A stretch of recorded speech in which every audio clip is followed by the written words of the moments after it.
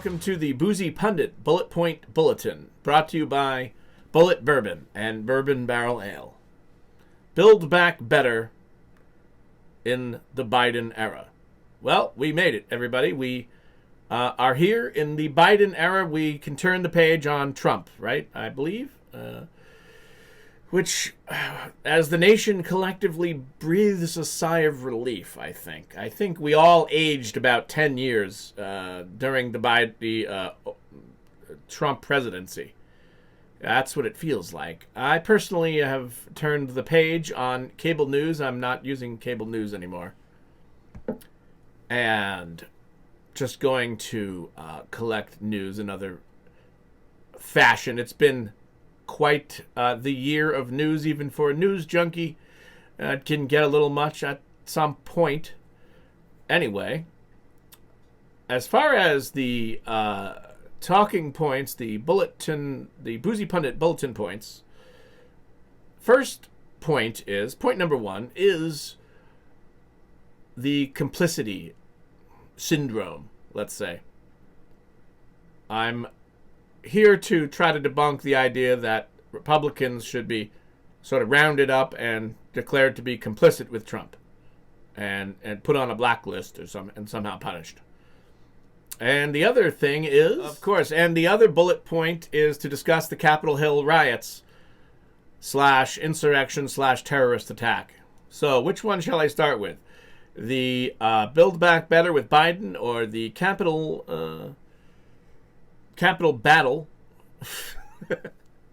the battle for the Capitol. Not since the British had invaded and sacked the Capitol in 1812, we had Trump rioters and various hangers-on kind of going nuts and imploding, which I guess one of my points is that isn't it sort of an elegant solution and ending to the whole Trump phenomenon? Had they not imploded in this fashion and completely melted down, they would be stronger, and we would be, being told more that Trump is still in charge of the Republican Party, which I am here to contest. I think that let's say party elders have been trying to move on from Trump in non-bombastic ways, but serious ways, with McConnell blasted down with bourbon. The whole thing with McConnell stopping the additional relief checks, on the surface, let's say the liberal media would have you believe that this was just done out of, because McConnell's mean and Republicans want you to have a difficult time. But kind of the inside baseball thing that a lot of people don't appreciate, I suppose, about what happened there with that additional money is that McConnell knows that the issue is going to be revisited soon enough in a new Congress with a new presidency, and he sussed out basically that this last-minute idea to add that much money was just Trump's way of messing with the Senate Republicans. Because he could tell that a lot of them, there wasn't sufficient numbers for the fantasy realm election belief system that Trump was hoping everyone would somehow buy into. And so this was kind of an FU to those people to sort of pull the pin on a grenade and throw it. Here, you guys, hey, why do you want to be against more money? You're going to look bad. So, anyway, McConnell attached some other things, so-called poison pills. Poison pills were just other Trump agenda items. In this case, the repeal of Section... By the way, the beer for this episode is Wormtown Brewery's Don't Worry, Be Happy beer. I'm going to enjoy it. And I also have a handy remote now I can control. Start and Framingham's Wormtown Brewery from Framingham, Massachusetts, proudly offers the Don't Worry, Be Happy India Pale Ale, coming to a brewery near you. Actually, it's been around for a while, but this is a great beer, and it's the beer of the episode. And I was pleased to find that a lot of the selections were very good, including this one. Build back better with Don't Worry, Be Happy and Bourbon Barrel Ale. Build back better with beer. Don't be complicit. And welcome back to the show. I am the Boozy Pundit, and this is the Bullet Point Bulletin, brought to you by Bourbon and Beer. Welcome back to the Boozy Pundit Bulletin about beer and other bureaucratic matters.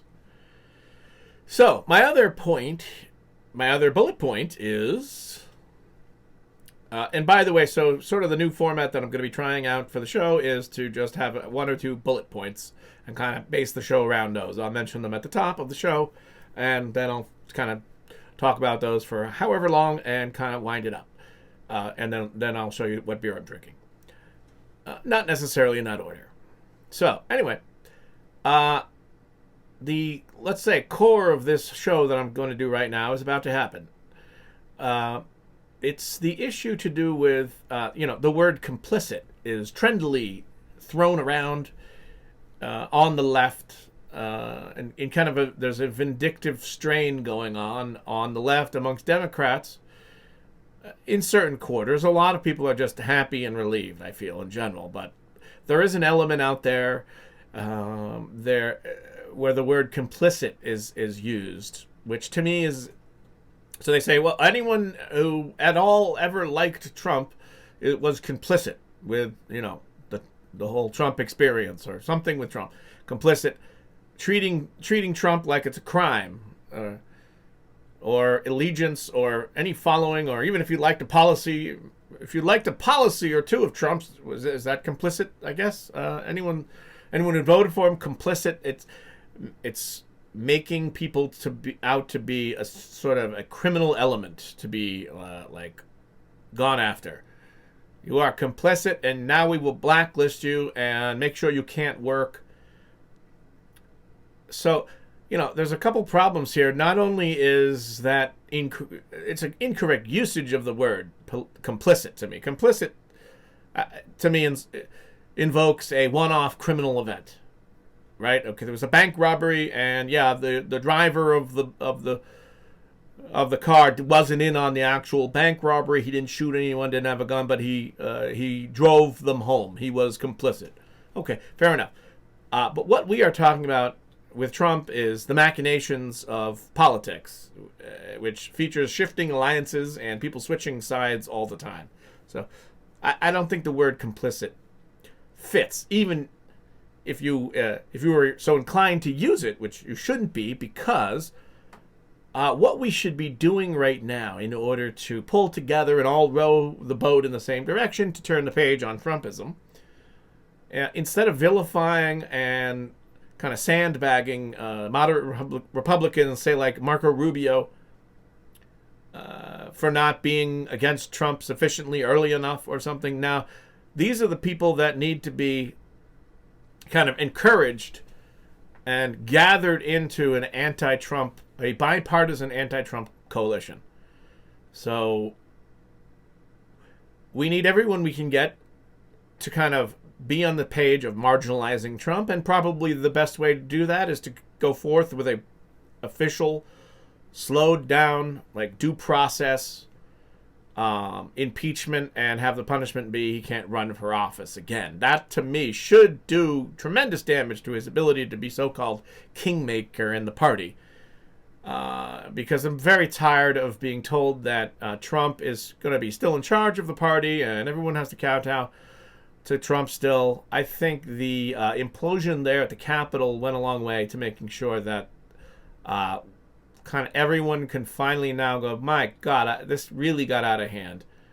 And by the way, it really did get much worse since the election, with all of the fantastical, ever more fanciful conspiracy theories to do with Q. Oh, that's the other thing. I guess the Q conspiracy didn't pan out. It's a day after the inauguration, so the martial law event that I guess a lot of people were hoping for never materialized. Like that moment when Bruce Willis drives up in a Humvee and troops start taking over areas, and I guess the plan was somehow there would be arrests, that would arrest Pelosi or something.